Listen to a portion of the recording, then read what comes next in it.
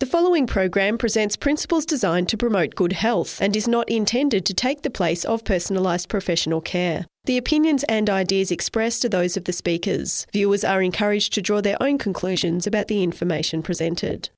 Welcome to Healthy Living. I'm your host, Margot Marshall. What is the price of a good night's sleep? A marketing and analytics firm projects the sleep industry could reach an astounding $32 billion this year in the United States alone. But that's just the dollar figure, not the cost to our health. Dr. Eddie Ramirez has many proven sleep solutions, including a surprising one from a recent research paper. Stay tuned.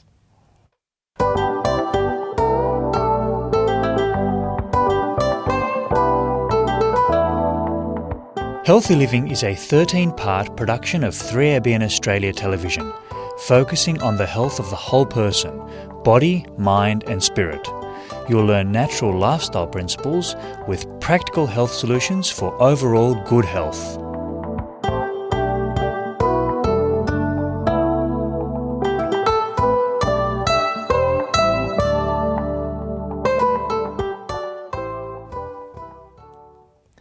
Here to talk to us about sleep solutions is Dr. Eddie Ramirez, who travels a lot, going through many time zones.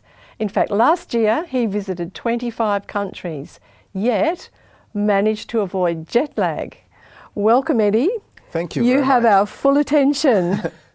Yes, this is a big, hot problem today. In the clinical consultation, I see many patients that complain that they have issues with their sleep. So if you're one of those, I invite you to go and get a piece of paper and a pen, as you will be getting some very important information today. In fact, I have even had people in the airline industry, like air attendants, come to me and say, you know, what's your secret? You know, I cannot do what you are doing. I mean, just recently I had a television interview in Norway, flying from America, and I mean, I flew coach and got it off the plane and went to the studio and recorded a few programs there, you know. So I know that if you understand the principles, you can also are able to implement this in your own life. Even if you're travelling through different time zones and your body clock, that's major. Yes, I mean, a lot of people have sleep problems when they don't do that. Just ordinarily, they have sleep problems. That's ongoing. right. But you even manage to get good sleep when your body clock should be telling you something else. So very, very interested to see what you have to say about this. So the key here, it's going to be a very important substance that your body secretes that is called melatonin. Yes. So the melatonin is going to be the important substance. And see, we know by research papers that melatonin is so important for healthy living. In fact, it has been called the most powerful antioxidants. That's impressive. You know, people... We hear a lot about antioxidants. Yeah, people pay a lot of money for this antioxidant, this other one, and they neglect their own melatonin. So we're going to learn today how we can optimize that melatonin. Melatonin also helps decrease aging because melatonin plays a special role during the night to repair your organism. So every night that you are sleeping, that melatonin is been active, repairing your body and so forth. It also, there's some interesting research that suggests that melatonin may help us fight certain cancers, as it has that antioxidant activity in the body. Well, that makes sense because that's what antioxidants do. So, yes, this is sounding better and better. And also, we know that it may help decrease blood pressure and also may improve immunity.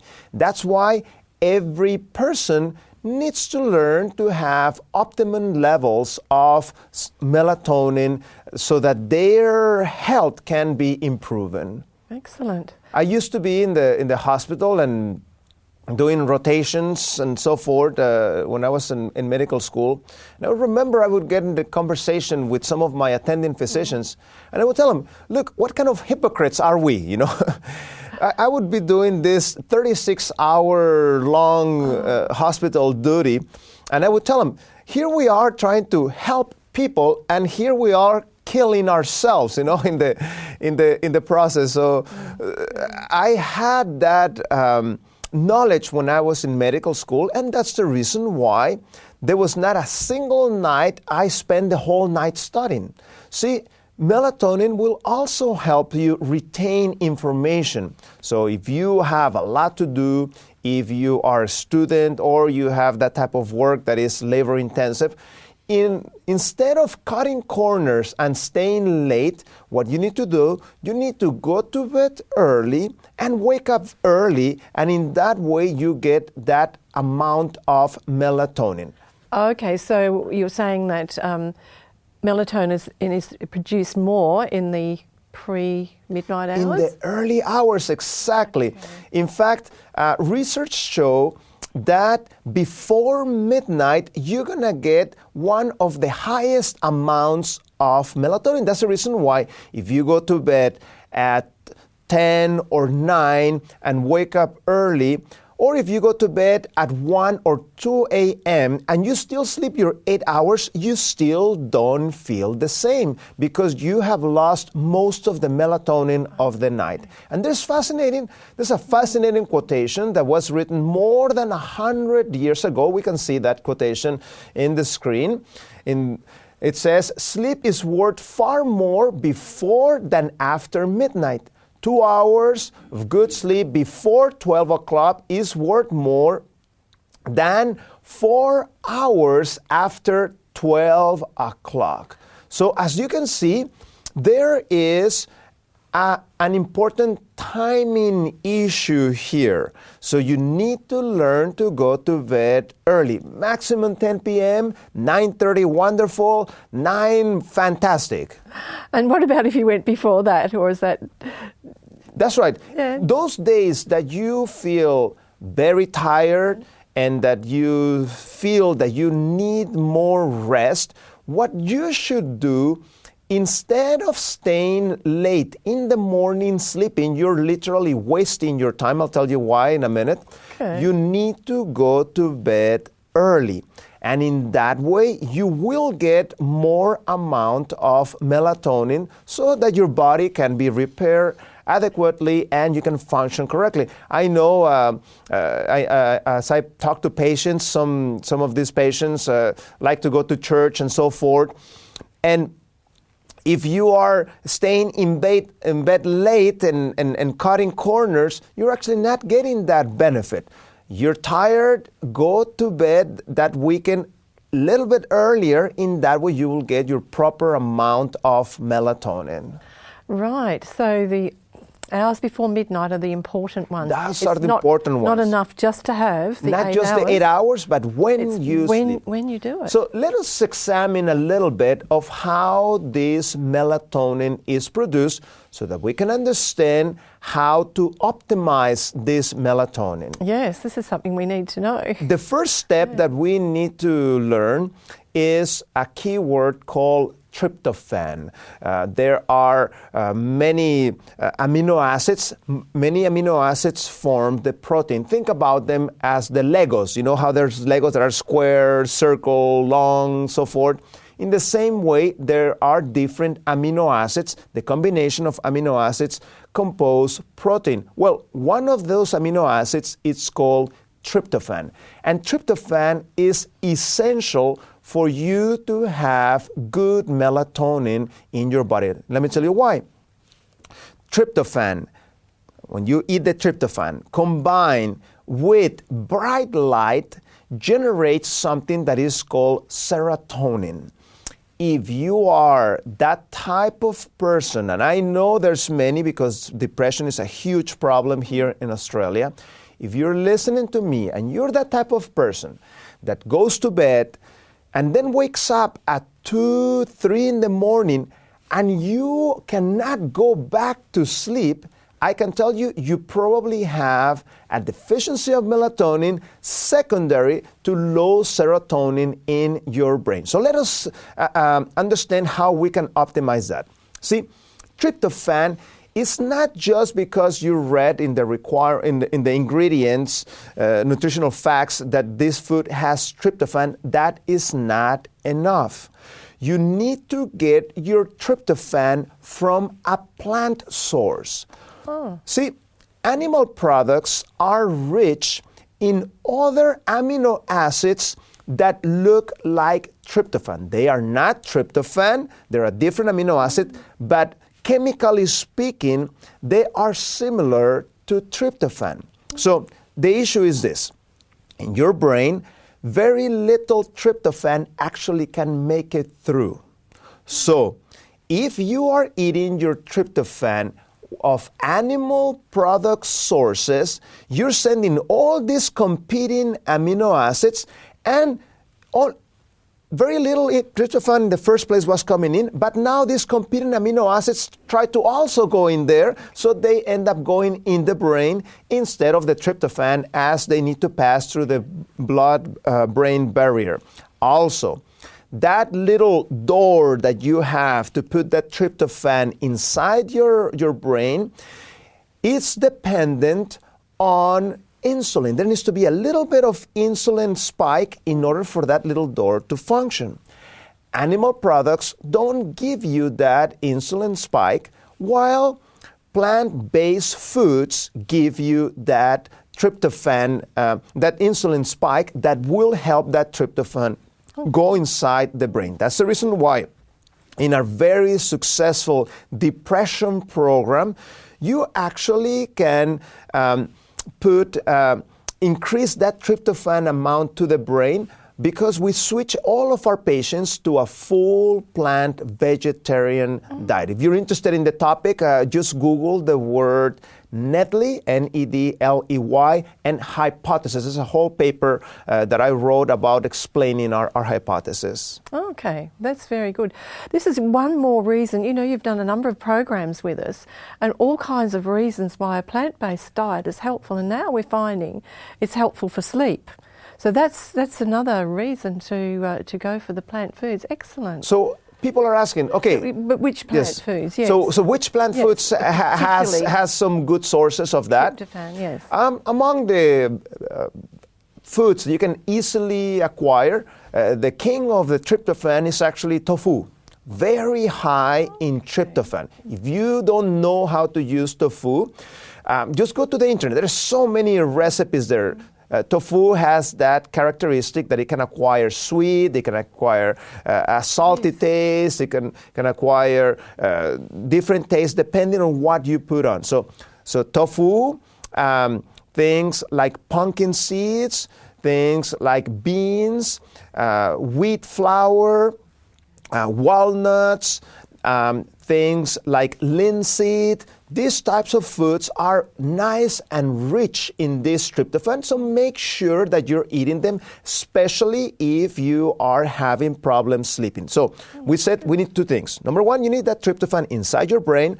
Number two, you need bright light. So what I want you to do, if you are having trouble sleeping, I want you to wake up at the time that the sun is coming up, and you go outside and expose yourself to sunlight between 30 to 45 minutes. So what I suggest you, why don't you go for a walk? See, it may sound mean, but in our depression program, we have the key of every single one of our patients. And when the morning comes, if they didn't sleep enough, they may say, I want to stay longer in bed. No, that's not an option. We go open those doors and we put our patients to expose themselves to bright light, and in that way they get that benefit. There was an interesting study that showed that those people that say that they're night owls, they put them in a tent far from a city, and suddenly every single one of them became a morning person. Is that right? So that is actually not an excuse. That's interesting. That's fascinating, isn't it? So they changed from owls to fowls. That's right. That's right.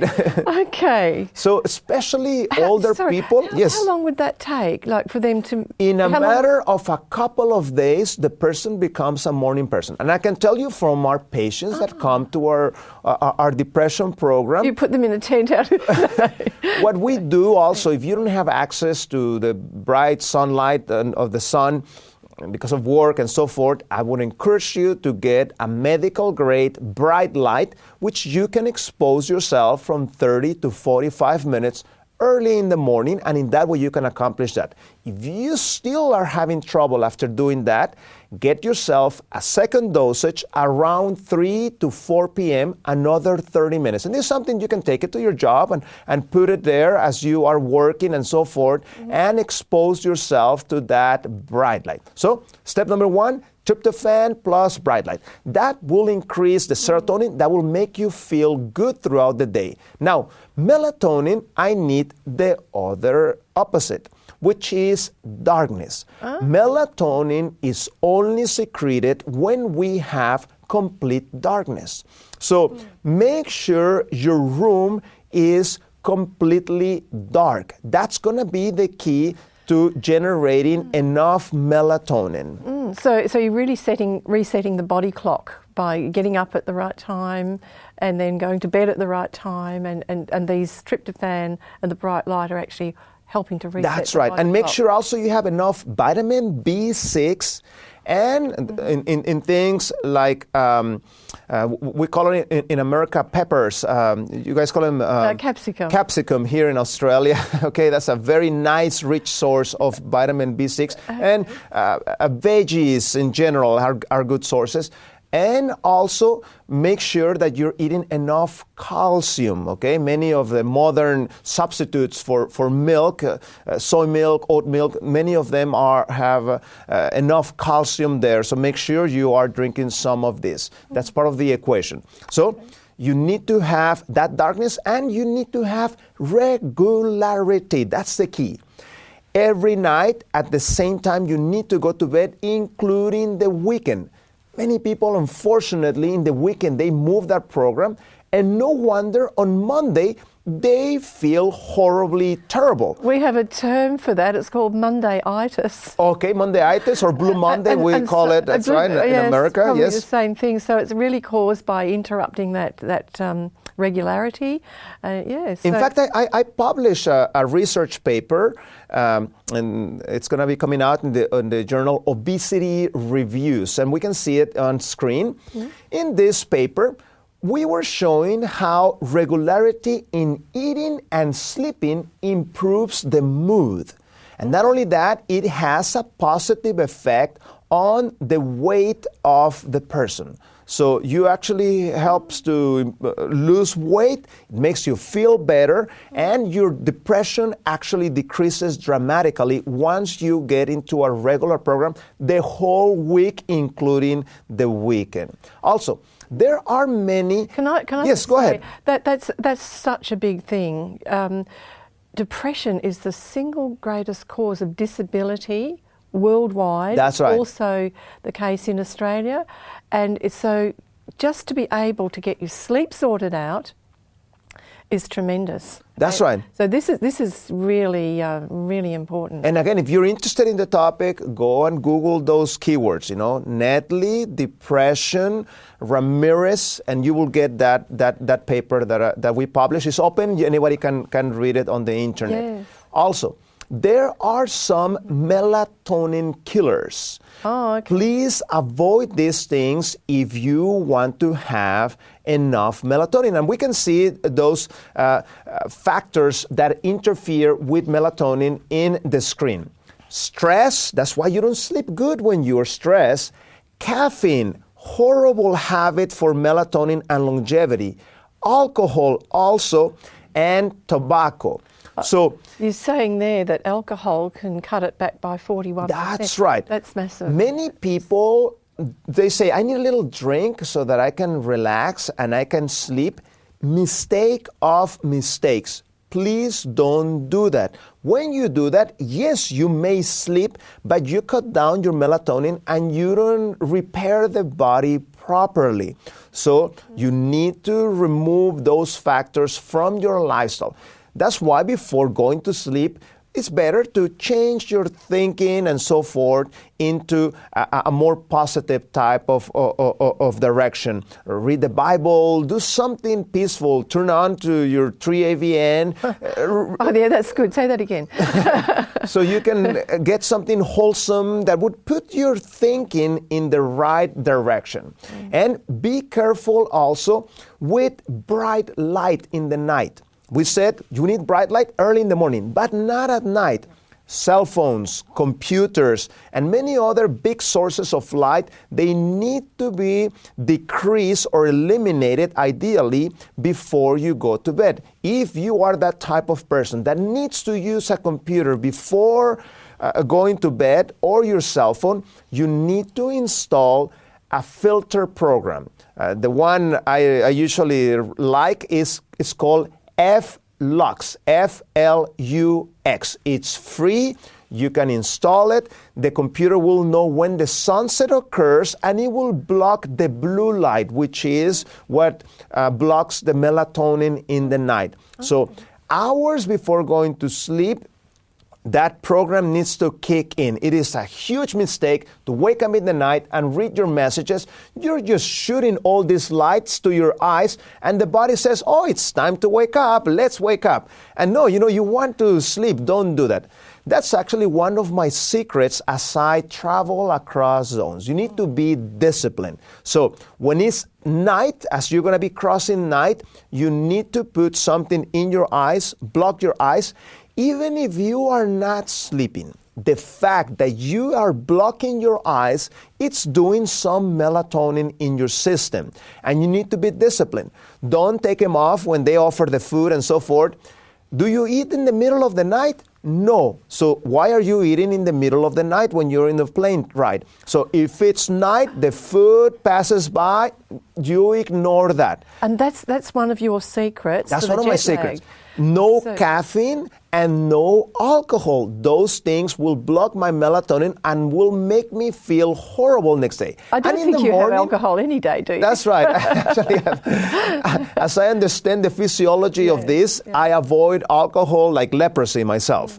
And I always sit on the window seat. The reason why is because as the day comes, if you sleep enough, you make your calculation that you get a good 6-7 hours of sleep in the plane. First thing I do, I open my shade and get myself that bright light that will help shift my time zone to the new zone. So those three things you do when you're traveling, when you're coming into a country and it's night in the country, you cover your eyes. That's right. At least you're getting the darkness. That's right. You don't eat because it's not the time to eat in that country. Eating will block melatonin. That's right. Oh, okay. Mm-hmm. Eating, okay. That's right. That's right. So that's why 3 hours before going to bed, you need to have your last meal. All right. So you cover your eyes for darkness. That's right. Then you don't eat or drink that's anything. Right.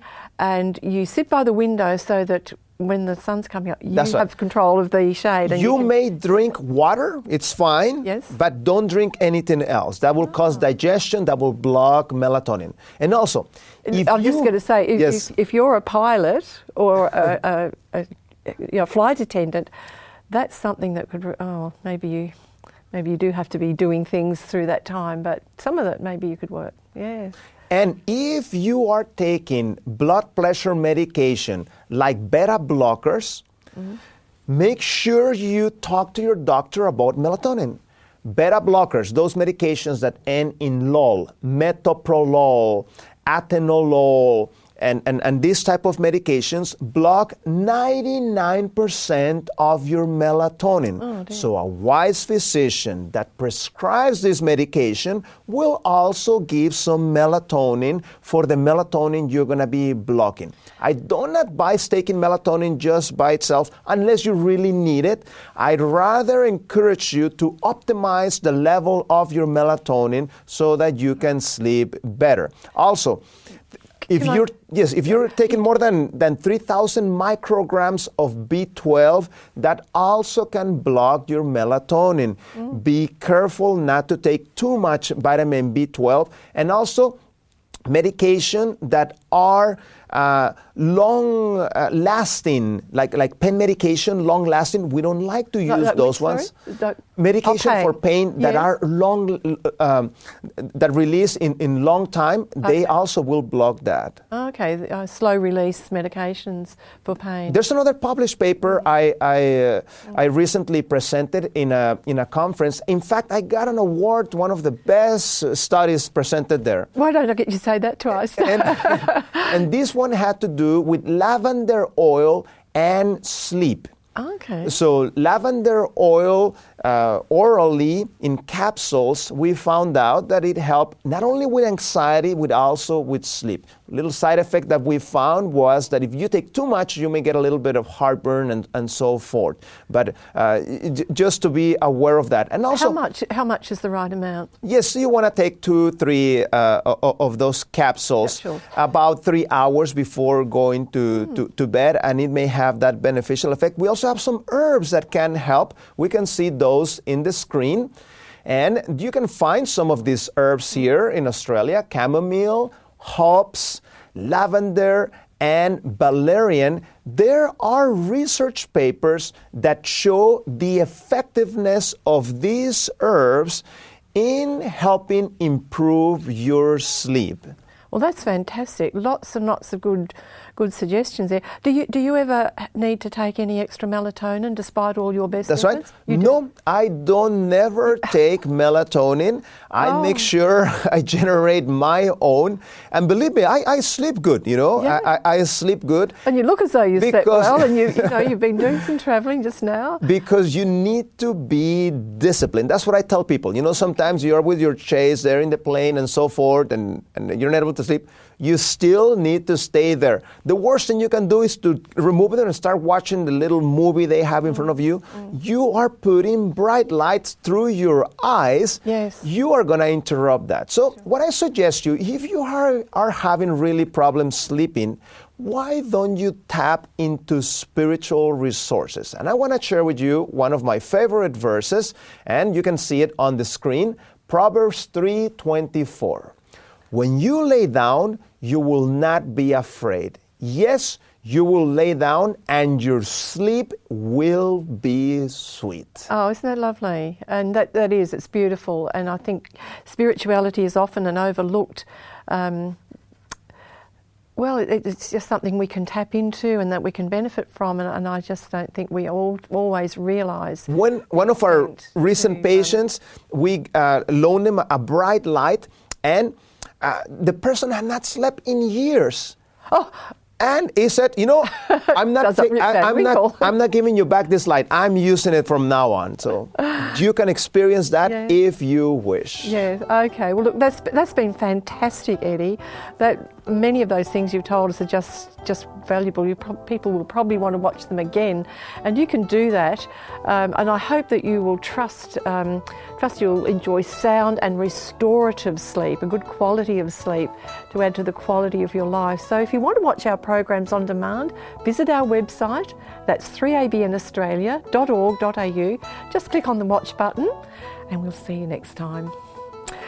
Thank you very much.